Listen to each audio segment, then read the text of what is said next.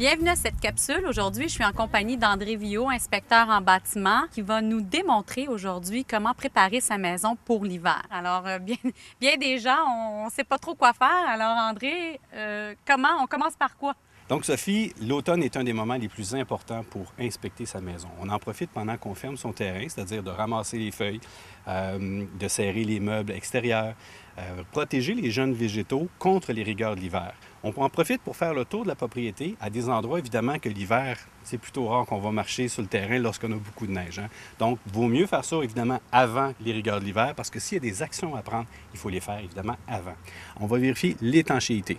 Les portes, les fenêtres, les sorties mécaniques, que ce soit la sécheuse, que ce soit la hotte de cuisine, les changeurs d'air. Il y a aussi, des fois, on n'y pense pas, mais juste la sortie d'eau, donc la tuyauterie de plomberie, c'est important de vérifier que ça soit bien étanche. Donc, très important que l'eau ne pénètre pas dans la propriété parce que l'eau peut rentrer à des endroits insoupçonnés. Donc, si on a des calfeutrages qui sont desséchés, fissurés, fendillés, il est évident que l'eau va pénétrer.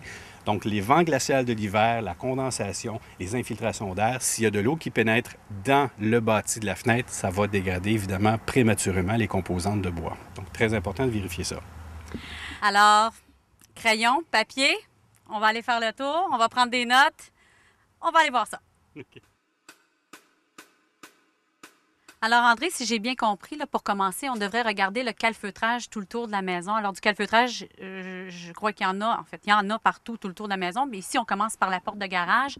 Alors, qu'est-ce qu'il faut regarder exactement? En fait, ce qu'il faut regarder, c'est l'état du calfeutrage. Est-ce qu'il est sec, complètement séché, fendillé, fissuré? Est-ce qu'on voit des trous? Est-ce que les revêtements sont bien collés un sur l'autre? Donc là, ce qu'on regarde ici, on voit le calfeutrage qui commence à sécher. Donc, on a des rayons UV du soleil qui ont commencé à dégrader la surface. Néanmoins, on voit que l'enduit polymérique qui est là-dessus est pas mal souple. Donc, ce qui veut dire que sans nécessairement qu'il avait besoin d'en faire présentement là, je vous dirais que très important de surveiller, peut-être au mois de mars l'année prochaine, de vérifier. On va continuer, on va regarder s'il y en a besoin d'autres. Alors ici, on voit, tiens, là c'est un exemple parfait, le calfeutrage ici, là, il est défait. Et on a ici du béton, du crépi qui est en train de se défaire. Ce que ça veut dire, c'est que si l'eau pénètre à cet endroit-là, elle va prématurément, disons, dégrader le bois qui est en arrière de cette pièce d'aluminium-là. Et évidemment, l'eau qui va pénétrer en arrière du crépi, il va y avoir un décollement. C'est pour ça qu'on voit ici ce genre de fissure-là au coin. D'accord. OK. Alors, pas parce que le calfeutrage est nécessairement a de l'âge qu'il faut le remplacer. C'est comme... Oui, non, c'est ça. Il y a des produits qui sont garantis 20 ans sur le marché aujourd'hui. Et les enduits polymériques ne sont pas tous de la même qualité. Donc ici, ça va quand même assez bien. Là, ici, on voit vraiment qu'il en avait besoin. Très, très important que ça soit uniforme, que ce soit... vraiment que ça touche les deux parties. Si on a deux matériaux différents, ça doit être calfeutré. Évidemment, ça doit toucher les deux parties. Parfait. Alors, je vois une pièce ici là, qui semble commencer à avoir de la rouille. Qu'est-ce qu'on fait? Est-ce que c'est quelque chose d'important? En fait, cette pièce-là s'appelle le linteau. Le linteau sert à, disons, supporter l'appareil de briques qui est au-dessus. Très important qu'il soit toujours en bonne condition. Lorsqu'on voit comme ça qu'il commence à rouiller, on va le poncer, puis on va mettre un après dessus, puis ensuite une peinture anti-rouille. Très important parce que c'est un peu comme les viaducs. Hein? Il y a de l'acier. Oh.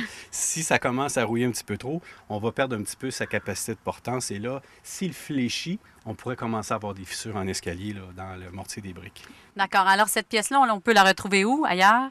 Partout au-dessus des ouvertures, habituellement, les fenêtres, les portes. Donc, très important. Si ça fléchit puis vous avez une porte coulissante, une fenêtre coulissante, alors vous allez avoir de la difficulté à ouvrir la fenêtre. Pas seulement parce que les rails sont sales, c'est peut-être parce que le linteau a fléchi. Donc, ça, c'est important de vérifier ça. Bon, parfait. Alors, ça, c'est pour notre calfeutrage. Alors, nous voici. Tantôt, on a parlé d'ouverture, André, et quand on arrive ici, on voit ce tuyau. C'est une question d'ailleurs qu'en tant que courtier, beaucoup de clients posent la question. Qu'est-ce que c'est? Qu'est-ce que je fais avec ce tuyau-là? Est-ce que je le laisse comme ça? Qu'est-ce qu'il faut faire avec ce fameux tuyau? Bien, en fait, ce tuyau-là, c'est l'évacuation de la pompe submersible dans le puisard de la maison. Donc, normalement, les drains de fondation vont rejeter l'eau qu'il y a dans les drains directement dans le puisard. communément appelée la swamp pump. Oui, la sonde pompe. Ça, c'est la pompe submersible. Donc, dans le puiseur à l'intérieur, et la sonde pompe, donc la pompe submersible, elle va évacuer l'eau. Donc, des fois, c'est dans le pluvial. D'autres fois, selon les règlements municipaux, il se peut qu'on doit le sortir à l'extérieur. Là, dans le cas qu'on voit présentement, on a un petit problème de ce qu'on pourrait dire un cercle vicieux. C'est-à-dire que lorsque l'eau est évacuée, elle va se drainer. Donc, étant donné que l'eau est trop près des fondations, ça va solliciter anormalement le drain de fondation. Donc, le drain français communément appelé.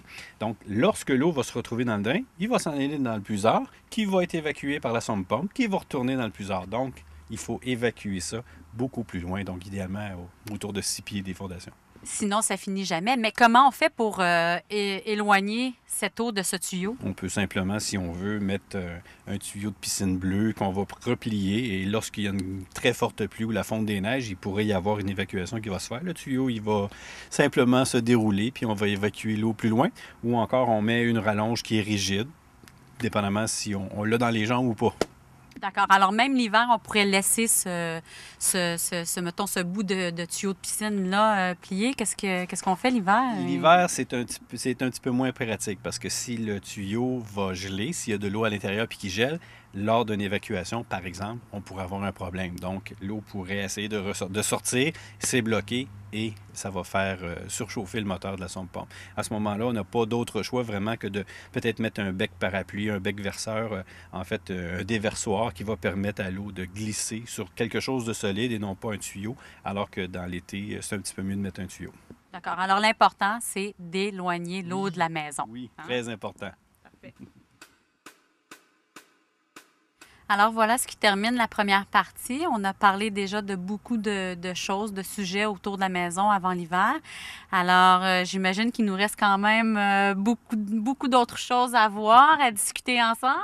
En fait, on va continuer nos observations. On va vérifier les pentes de terrain, les gouttières. Est-ce qu'il y a des fissures de fondation? On va regarder ça. Alors c'est d'autres sujets très intéressants. Alors je vous invite à suivre la deuxième partie de cette chronique.